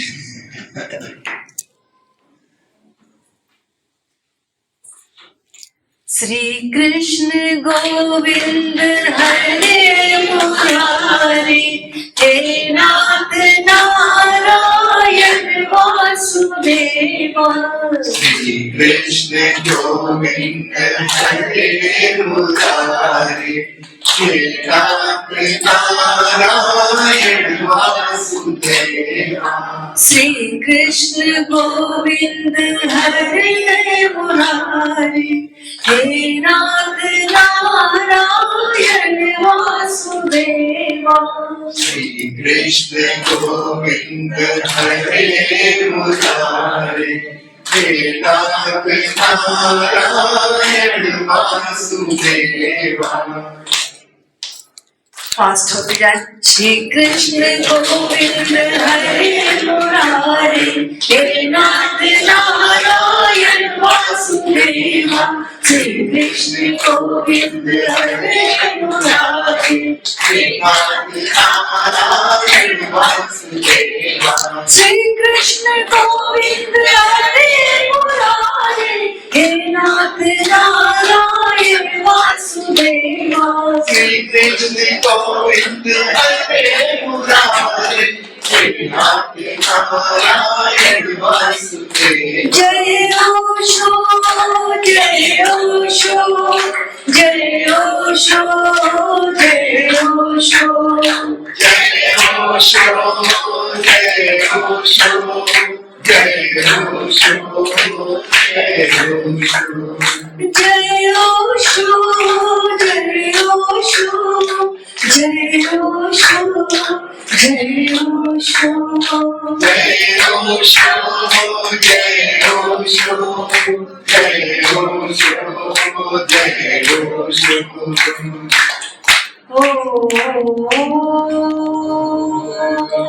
सभी लोग दोनों हाथ आकाश की ओर उठाएं और ओंकार करें।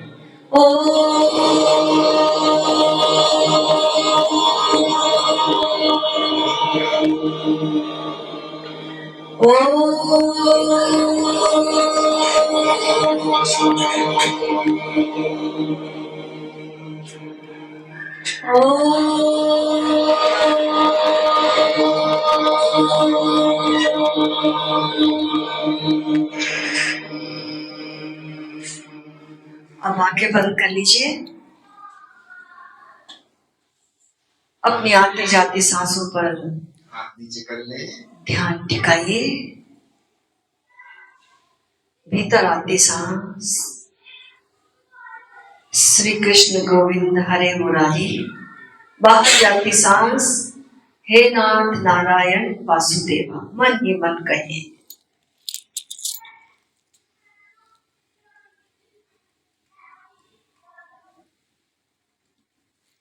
बाहर जाती सांस को मुख से छोड़ें, भीतर आती सांस नासिका से बड़ी फीलिंग के साथ भीतर सांस लें।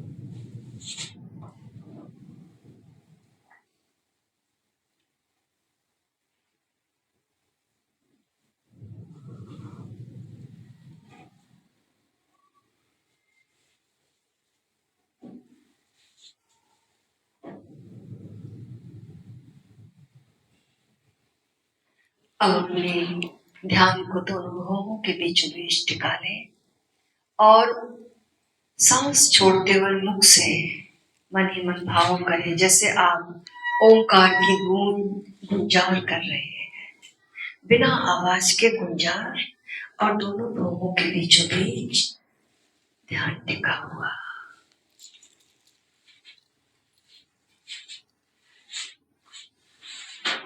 मुख से सांस छोड़ते हुए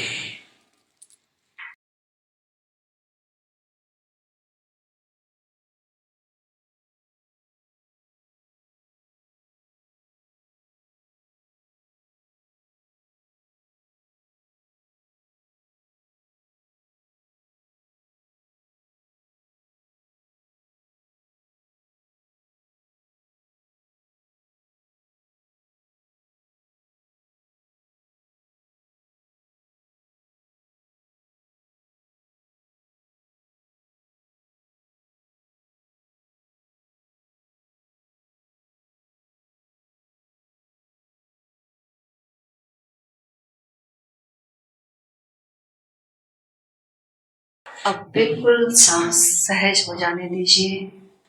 अपनी दृष्टि को ये जो भीतर स्पेस दिखाई दे रहा है बंद आंखों से, इसमें टिका लीजिए।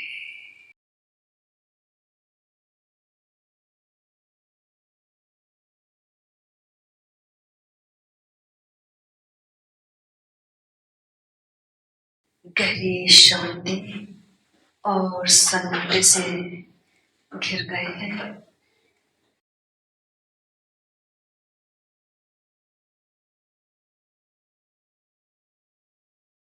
शरीर, मन, हृदय के बाहर इस शून्य स्पेस में अपने होने का एहसास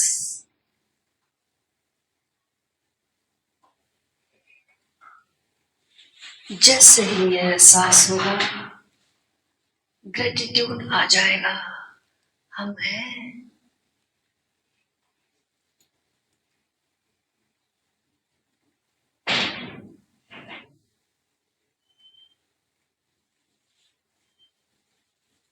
हर जर्रा चमकता है अनवारे इलाही से।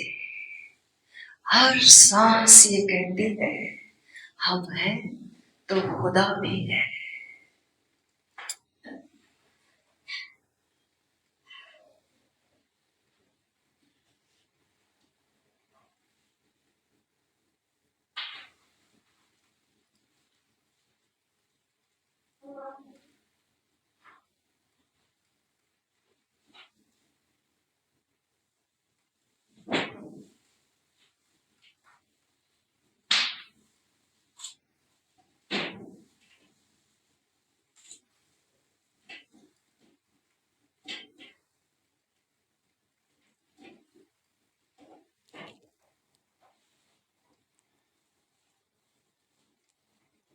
इस सन्नाटे में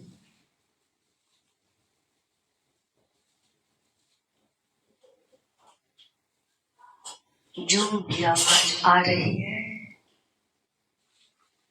उसे सुने।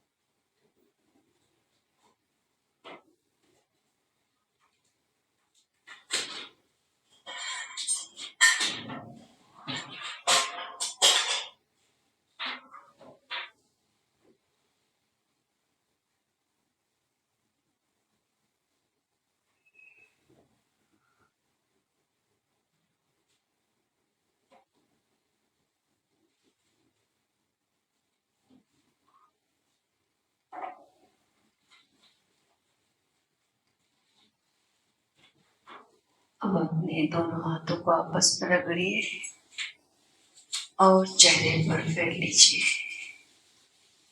दोनों हाथ जोड़ लीजिए और ग्रेटिट्यूड के भावों से भर जाइए।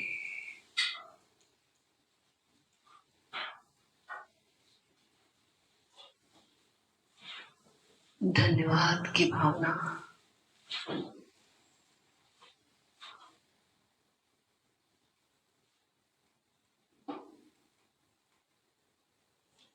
इसी के साथ आज का समापन। जय ओशो। जय विष्णु। आप सभी मित्रों को एक सूचना देना चाहूंगा, हमारे ऑनलाइन मेडिटेशन क्लासेस प्रतिदिन आते हैं।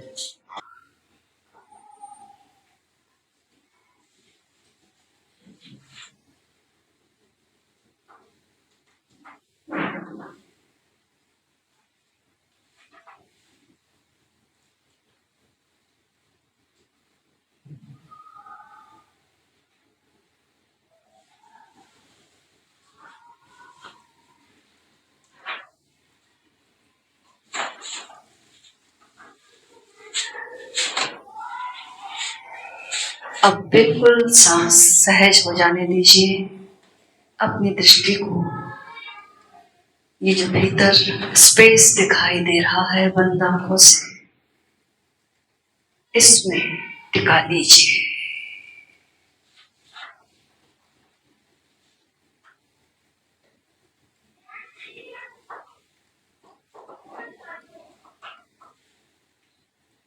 गहरी शांति और सन्नाटे से घिर गए हैं।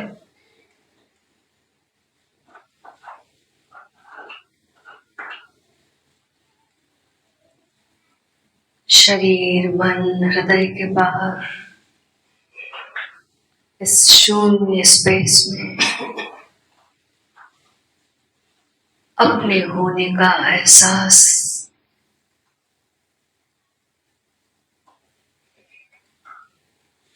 जैसे ही यह एहसास होगा, ग्रेटिट्यूड आ जाएगा।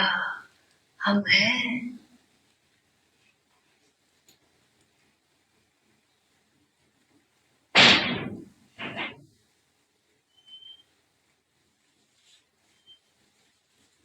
हर जर्रा चमकता है अनवारे इलाही से। हर सांस ये कहती है हम हैं तो खुदा भी है।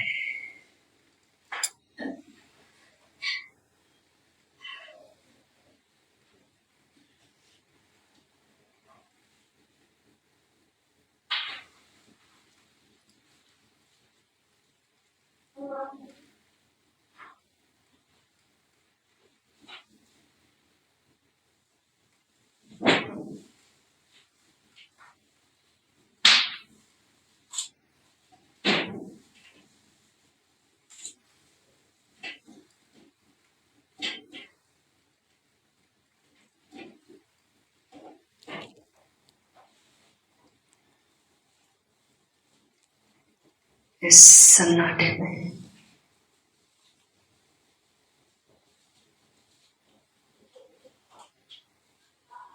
जो भी आवाज आ रही है उसे सुने।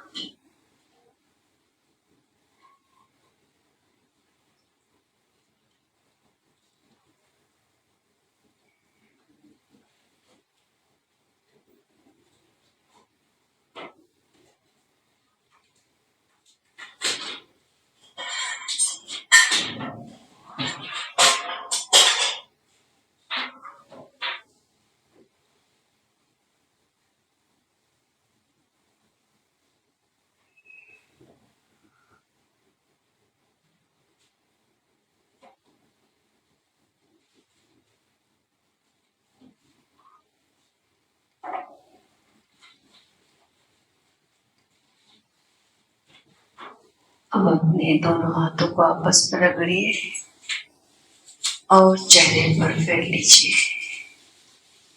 दोनों हाथ जोड़ लीजिए और ग्रेटिट्यूड के भावों से भर जाइए।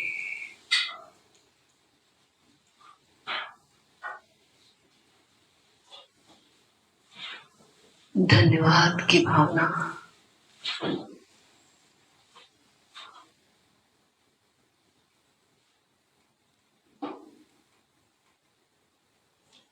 इसी के साथ आज का समापन। जय ओशो। जय विश्व।